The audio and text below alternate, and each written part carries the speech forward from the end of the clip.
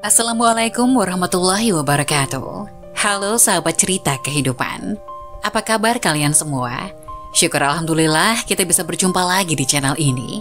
Selawat dan salam selalu tetap tercurah kepada junjungan kita, Nabi besar Muhammad Sallallahu Alaihi Wasallam. Tidak lupa kami sampaikan salam sehat, salam sejahtera. Semoga kita semua tetap dalam lindungan Allah Subhanahu wa Ta'ala. Seperti biasa, kita akan berbagi kisah dari yang unik, menarik, sampai bikin nangis. Semoga bermanfaat.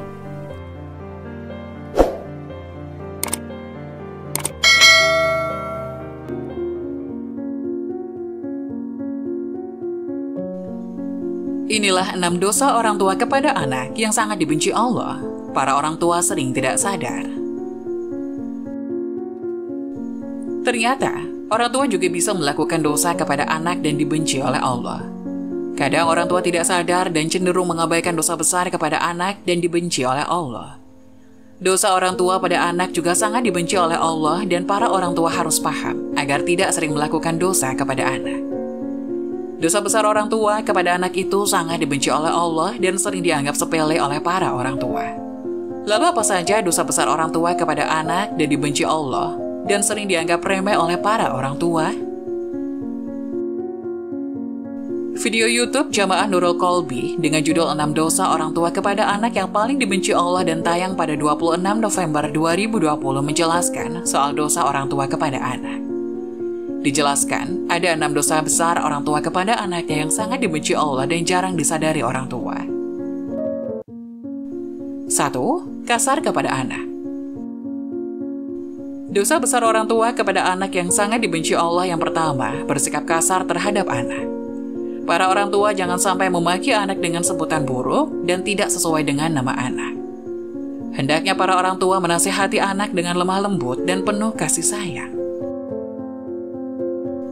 Rasulullah Shallallahu Alaihi Wasallam bersabda, "Sesungguhnya kalian akan dipanggil pada hari kiamat dengan nama-nama kalian dan nama ayah kalian. Maka perbaikilah nama kalian." Hadis riwayat Abu Daud nomor 4297. 2. Pilih kasih terhadap anak. Sikap pilih kasih yang dilakukan orang tua kepada anak termasuk dosa besar yang sangat dibenci Allah. Para orang tua jangan sampai bersikap baik hanya kepada salah satu anak saja, sedangkan anak lainnya terabaikan. Dalam hadis sahih yang diriwayatkan oleh Imam Muslim, dijelaskan bahwa Nu'man bin Bashir pernah bercerita, "Ayahku menginfakkan sebagian hartanya untukku. Ibuku Amroh bin Rawaha kemudian berkata, saya tidak suka engkau melakukan hal itu sehingga menemui Rasulullah. Ayahku kemudian berangkat menemui Rasulullah Shallallahu Alaihi Wasallam sebagai saksi atas sedekah yang diberikan kepadaku. Rasulullah berkata kepadanya, apakah engkau melakukan hal ini kepada seluruh anak-anakmu? Ia berkata, tidak. Rasulullah Shallallahu Alaihi Wasallam berkata, bertakwalah kepada Allah dan berlaku adillah kepada anak-anakmu. Ayahku kemudian kembali dan menarik lagi sedekah itu. Hadis riwayat Muslim dalam kitab Al-Hibat, hadis nomor 3055. 3. Membanding-bandingkan anak. Kebiasaan orang tua terhadap anaknya yang dianggap sepele padahal itu termasuk dosa besar dan sangat dibenci Allah. Para orang tua sering membanding-bandingkan anaknya. Sikap ini akan menimbulkan perasaan rendah diri pada anak yang lain. Apalagi jika yang dibandingkan orang tua sesuatu di luar kemampuan anak atau justru kelemahan si anak. Orang tua harus paham setiap anak memiliki kelebihan masing-masing dan jangan dibanding-bandingkan. 4. Mengekang kebebasan anak. Jangan sampai para orang tua mengekang kebebasan anak, karena itu merupakan dosa yang sangat dibenci Allah. Membiarkan anak bermain adalah salah satu hal yang sangat penting dalam masa pengenalan lingkungan dan menemukan jati dirinya. Yang terpenting adalah tetap harus diberikan arahan mana yang baik dan mana yang kurang baik. Hal tersebut akan menjadikan si anak mampu bergaul dan mendapatkan pelajaran penting mengenai perbedaan. Hindari kekhawatiran yang berlebih terhadap anak dan harus menjaga keterbukaan anak terhadap orang tua. Hal ini penting ketika anak ada masalah bisa menyelesaikannya bersama orang tua. 5. Berkata buruk kepada anak. Orang tua harus paham setiap ucapan yang keluar dari mulut bisa menjadi doa bagi anak. Hal ini sering tidak disadari oleh para orang tua, di mana sering berkata buruk kepada anak ketika sang anak tidak patuh. Abu Hurairah radhiyallahu anhu berkata, Rasulullah Shallallahu Alaihi Wasallam bersabda, ada 3 doa yang dikabulkan: doa orang yang dianiaya, doa musafir, doa keburukan orang tua atas anaknya.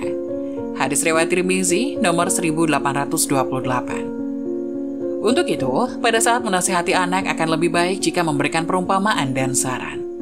Lalu kembalikan kepada si anak supaya menentukan pilihan. 6. Tidak memberikan pendidikan kepada anak. Orang tua memiliki kewajiban untuk mendidik anak. Bukan hanya pendidikan di sekolah, tetapi juga pendidikan yang menyangkut segala aspek kehidupan.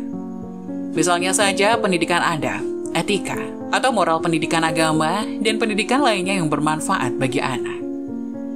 Jika orang tua mengabaikan pendidikan kepada anak, maka bisa dikatakan anak tersebut layaknya anak yatim, padahal masih mempunyai kedua orang tua. Bekal pendidikan penting diberikan kepada anak untuk bekal di masa depan, baik dunia maupun akhirat.